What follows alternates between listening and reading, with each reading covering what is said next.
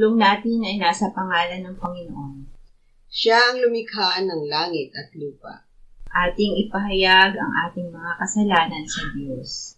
Ang ating Diyos ay Diyos na mahabagin at mapagpatawad.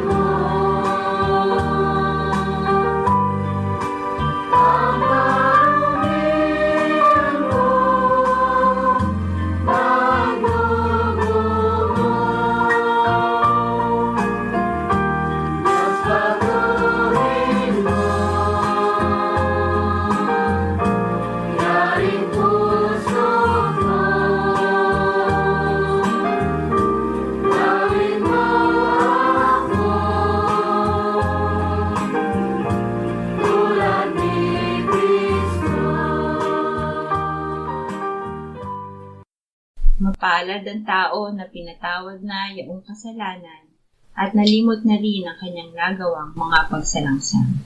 Mapalad ang taong sa harap ng Panginoon ay di na pinararatangan ng kasalanan, dahilan sa siya ay hindi nanlilinlang. Noong hindi ko pa na ipahahayag yaring kasalanan, sa buong maghapon ako'y nananangis sa matinding lumbay. Sa araw at gabi, bigat ng kamay mo ang nararamdaman, ano pa't wala nang nalalabi akong lakas sa katawan. Hamog ang kaparis na dagling na tuyo sa sikat ng araw. Ako ay lumapit sa iyong harapan at salay inamin ang aking nagawang mga pagsalangsang, di ko inilihim. Pinagpasyahan kong ang lahat ng ito sa iyo'y idaing, at aking natamo ang iyong patawad sa sala kong angkin. Mga minamahal, sinasabi sa unang Juan, Kabanatang 1, Talatang 9, kung ipinahahayag natin ang ating mga kasalanan, maaasahan nating ipatatawad sa atin ng Diyos ang mga ito, at lilinisin tayo sa lahat ng ating kasamaan, sapagkat siya'y tapat at matuwid. Salamat sa iyo, O Diyos. Pinatunayan mo ang iyong pag-ibig sa amin nang si Kristo ay namatay para sa amin noong kami mga makasalanan pa. Ngayon ay buksan mo ang aming mga labi at kami ay magpupuri sa iyo.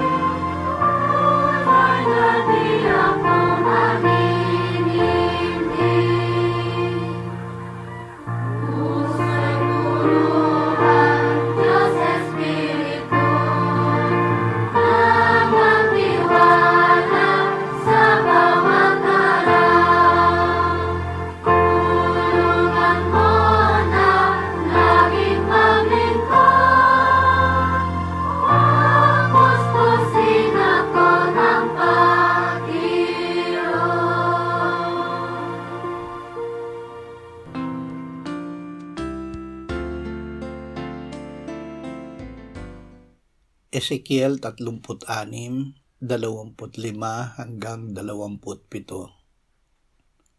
Ako'y magwiwisik ng malinis na tubig sa inyo. Kayo'y magiging malinis sa lahat ninyong karumihan, at lilinisin ko kayo sa lahat ninyong mga diyos-diyosan.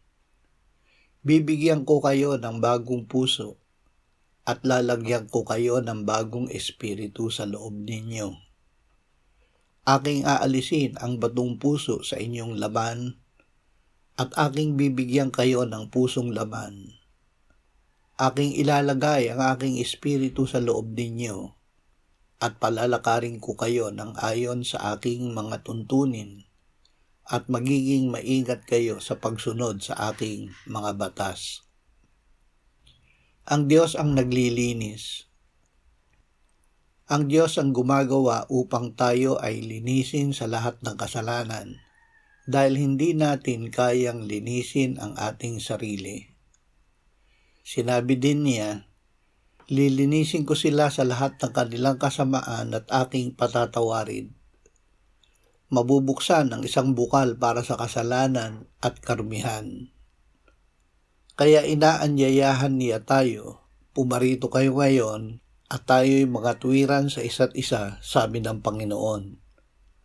Bagaman ang inyong mga kasalanan ay tulad ng matingkad na pula, ang mga ito'y magiging mapuputi na parang niyebe.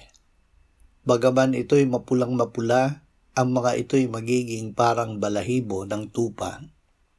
Awit 51, 1-3, 8. Maawa ka sa akin, O Diyos, ayon sa iyong tapat na pag-ibig. Ayon sa iyong saganang kaawaan ay pawiin mo ang aking mga paglabag. Hugasan mo akong lubos sa aking kasamaan, at linisin mo ako sa aking kasalanan. Sapagkat aking nalalaman ang mga pagsuway ko, at ang aking kasalanan ay laging nasa harapan ko. Linisin mo ako ng isopo at ako'y magiging malinis. Hugasan mo ako at ako'y magiging higit na maputi kaysa niyebe. Magpalinis sa Diyos. Dahil tayo ay inaanyayahan ng Diyos na lumapit sa Kanya upang Siya ang maglinis sa lahat ng ating kasalanan, hingin natin sa Kanya na tayo ay Kanyang linisin. Tutugunin niya tayo dahil tapat ang Kanyang pag-ibig at sagana ang Kanyang kaawaan. Aminin natin ang ating kasalanan at manalig tayo na ibinigay na ng Diyos ang Kanyang anak na si Jesus, na namatay para sa ating kasalanan at muling nabuhay. Ang dugo ni Jesus ang lumilinis sa lahat ng ating kasalanan. Hebreo 13:13-15.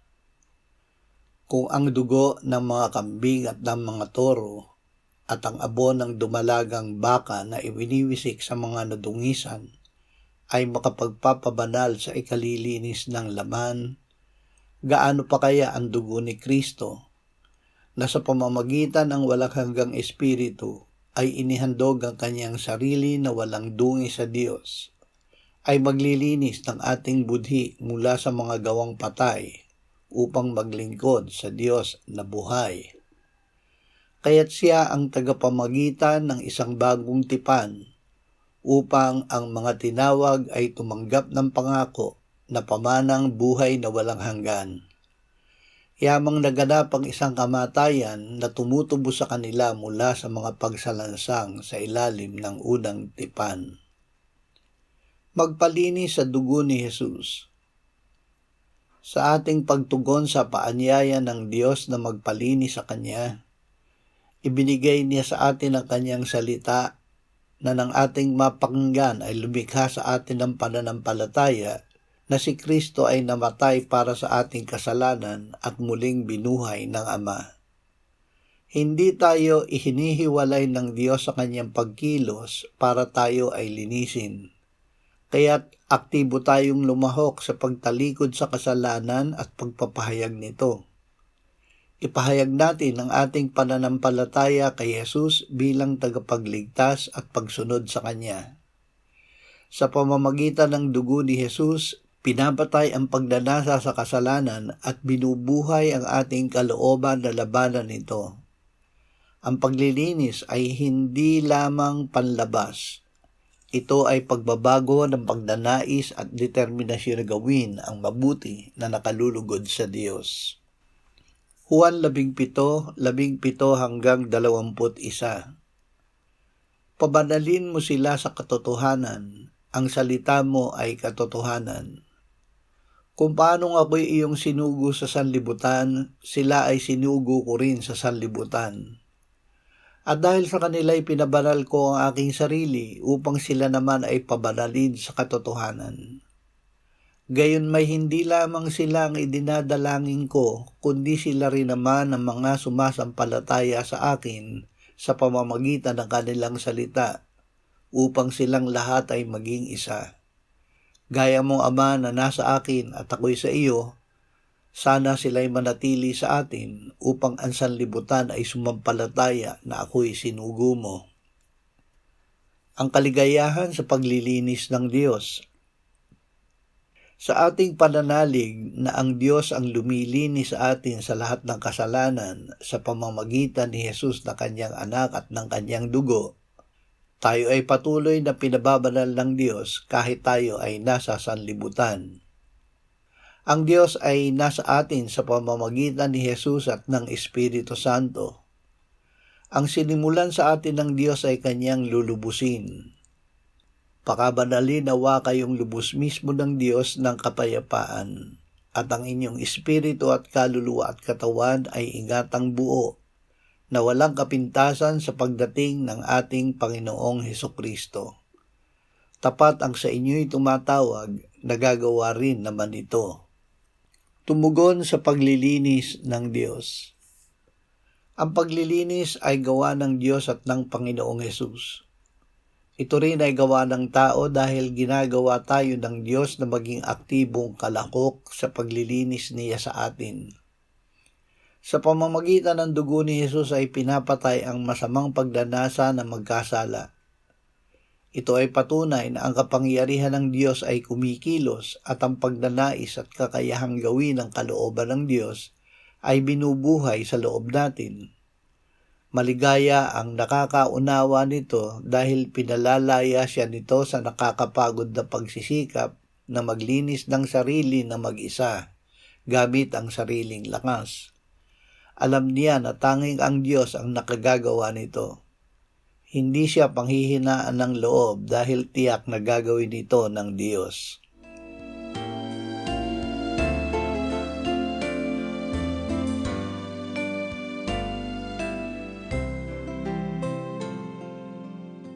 Manalangin tayo.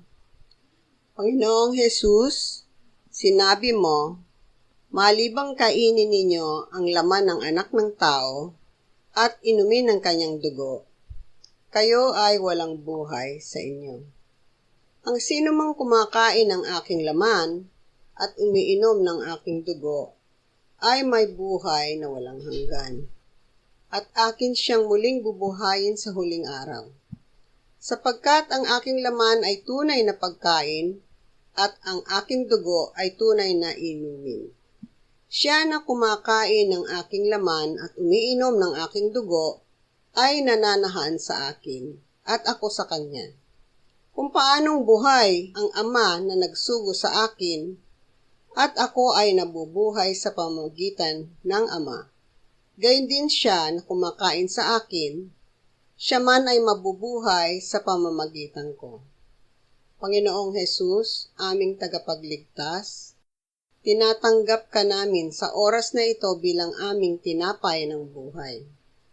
Tinatanggap namin ang iyong katawan na ipinako sa krus na matay inilibing, binuhay na muli at iniakyat ng Ama sa kanyang kanan sa langit bilang aming tunay na pagkain.